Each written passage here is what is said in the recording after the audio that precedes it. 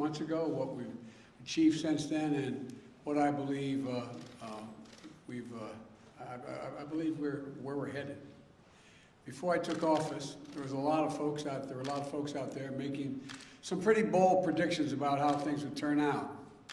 You might remember some of the predictions that if I became president, we'd, quote, see a depression, the likes of which we've never seen, end of quote. Well, it's true that the economy was sputtering before I got here, adding only 60,000 jobs per month for 3 months before I was sworn in. But now, 6 months later, we've changed that. We've gone from 60,000 jobs per month to 60,000 jobs every 3 days, more than 600,000 jobs per month since I took office, more than 3 million new jobs all told. That's the fastest growth, I'm told, at this point in any administration's history. Another prediction, that is my favorite one, I must add, is that if I got elected, I'd bring the end to capitalism. I never understood that one, but we've heard an awful lot. Well, in 6 months into my administration, the U.S. economy has experienced the highest economic growth rate in nearly 40 years. And we know we knew that we needed to launch a wartime effort to get America vaccinated and pass a powerful American Rescue Plan. We did both those things. And now the forecasters have doubled their projections for growth this year in the economy to 7% or higher. In fact, the U.S. is the only developed country in the world where growth projections today are stronger than they were before the pandemic hit. At the same time, companies across the country are giving workers a raise, unusual thing. And the number of new unemployment claims has been cut by more than half since I took office.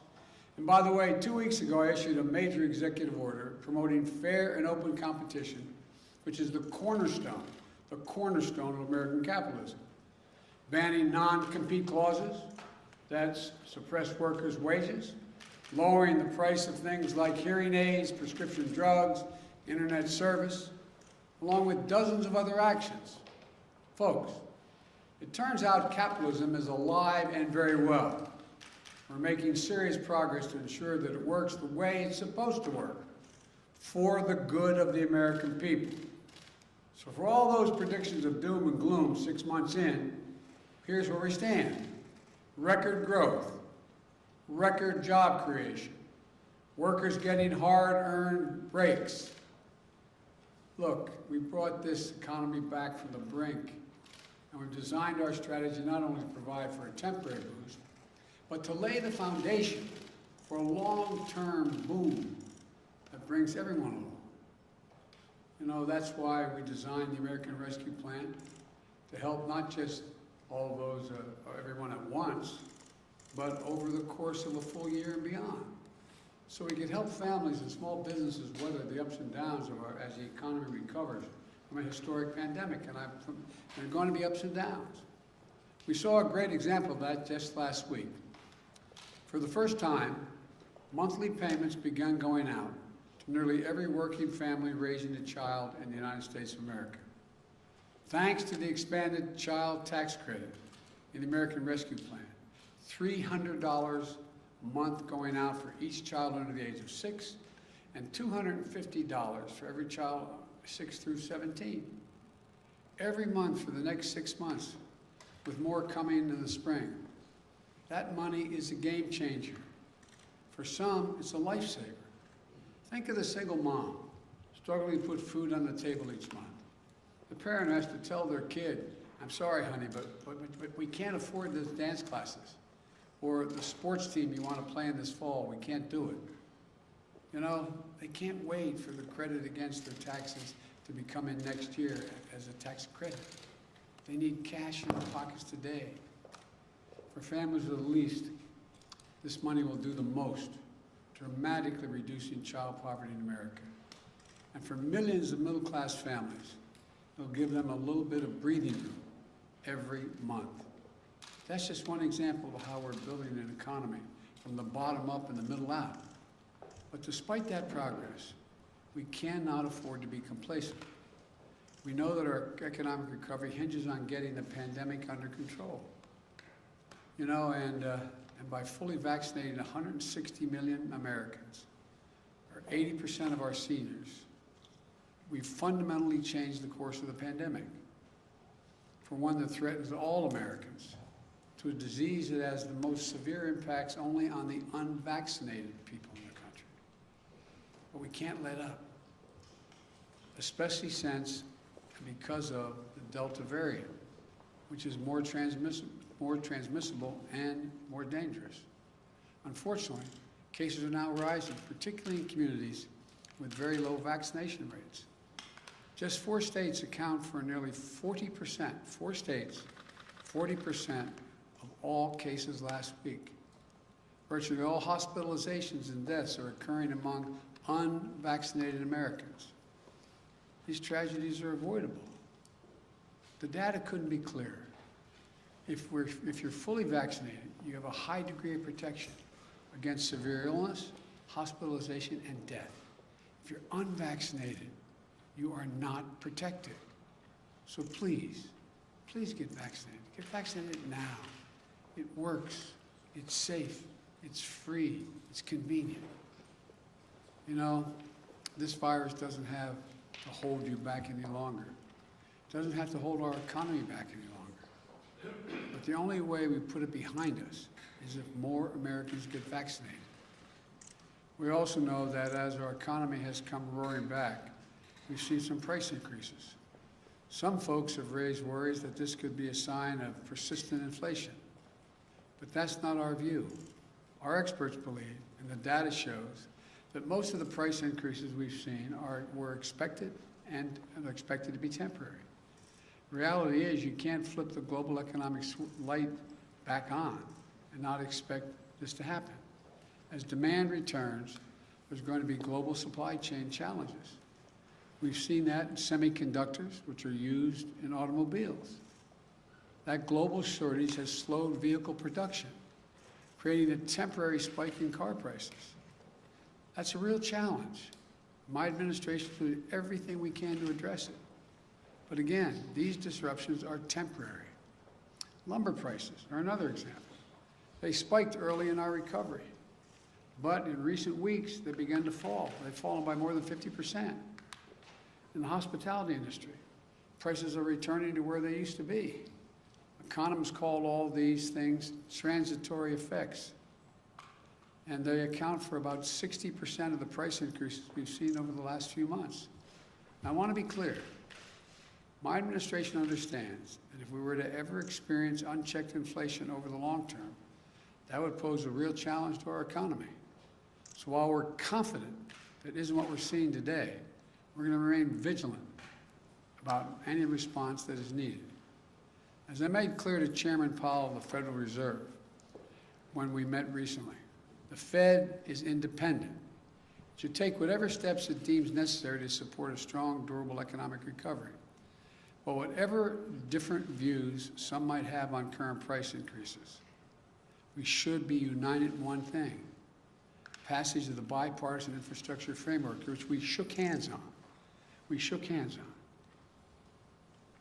And my Build Back Better plan will be a force for achieving lower prices for Americans looking ahead. It's another reason why the investments are so important. If we make prudent multi-year investments in better roads, bridges, transit systems, and high-speed internet, in a modern, resilient electric grid, here's what will happen. It breaks up the bottlenecks in our economy. Goods get to consumers more rapidly and less expensively. Small businesses create and innovate much more seamlessly. If we increase the availability of quality, affordable child care, elder care, paid leave, more people will enter the workforce. These steps will enhance our productivity, raising wages without raising prices. That won't increase inflation. It will take the pressure off of inflation, give a boost to our workforce, which leads to lower prices in the years ahead. So if your primary concern right now is inflation, you should be even more enthusiastic about this plan. And as we promote fair competition in our economy, through the executive order I mentioned. It'll drive down prices even further. New businesses will get in the game, competing against those giant corporations who have been free to ramp up prices because they haven't had any real competition. Look, the bottom line is this. What the best companies do, and what we as a country should do, is make smart, sustainable investments with appropriate financing to make this nation more productive, to advance America's leadership in clean energy, to win the jobs of the future, while meeting the threat of climate change, and ensure that all working Americans benefit from the growth they're helping produce. The independent experts who have analyzed my plans have found that they would do just that, expand output and enable millions of Americans to enter the labor workforce. Now, just this year, not just for the next, but not just this year, but for decades in the future. It's not temporary. This is the best strategy to create millions of jobs and lift up the middle-class families and grow wages and keep prices affordable for the long term. What we can't do is go back to the same old trickle-down theories that gave us nearly $2 trillion in deficit finance corporate tax giveaways. It did nothing to make our economy more productive or resilient. The same people who cheered on that approach are now telling us it isn't a problem if big companies have actually to compete for workers and offer them a fair wage with some dignity. I could not disagree more. We can't go back to the old failed thinking. We need to grow the economy from the bottom up and the middle out, as I said before. The investments I'm proposing are investments the American people want and investments that our country needs. And if we get this done, a wide range of independent forecasters project that it will have an incredibly significant impact on GDP and jobs, good-paying jobs with prevailing wages. And a majority of these jobs will go to people without a college degree. I've said it before, and it's true. This is a blue-collar blueprint for building an American economy back. Simply put, we can't afford not to make these investments. And we're going to pay for them responsibly as well, by ensuring that our largest corporations, and the very wealthiest among us, pay their fair share, by reforming our international tax system with a minimum global tax, which we've led the world to agree to. Let me close with this. When I arrived in office, it had been a long time since the government had worked for the people. Things had been great for big corporations and folks at the top. Those 55 major corporations that paid zero in income tax while making billions in profits, they had no complaints. When I took office, I made a commitment to the American people, that we're going to change that paradigm. So working families could have a fighting chance again, to get a good education, to get a good job and a raise, to take care of the elderly parent or the child with a disability, and still be able to go out and earn a good living. To stop losing hours of their lives stuck in traffic because the streets are crumbling or waiting for slow, spotty internet to connect them to the world. That's what the economy we're building is all about. That's why we passed the American Rescue Plan. And that's why we need investment in the bipartisan infrastructure framework and my Build Back Better plan. Our economy's come a long way over the last 6 months. Can't slow down now. We can make this boom we're experiencing today one that will ensure that all Americans have an opportunity to share in it for years to come. And we can show the world that American democracy can deliver for the people. I look forward to continuing to build this economy. I'm incredibly optimistic about what we're going to be able to build together in the next 6 months and the years to come. Thank you all for listening, and may God bless you, and I'll take a few questions. Mr. President, you said last week that companies and platforms like Facebook are killing people by letting misinformation. Let me be precisely what I said. I'm glad you asked me that question.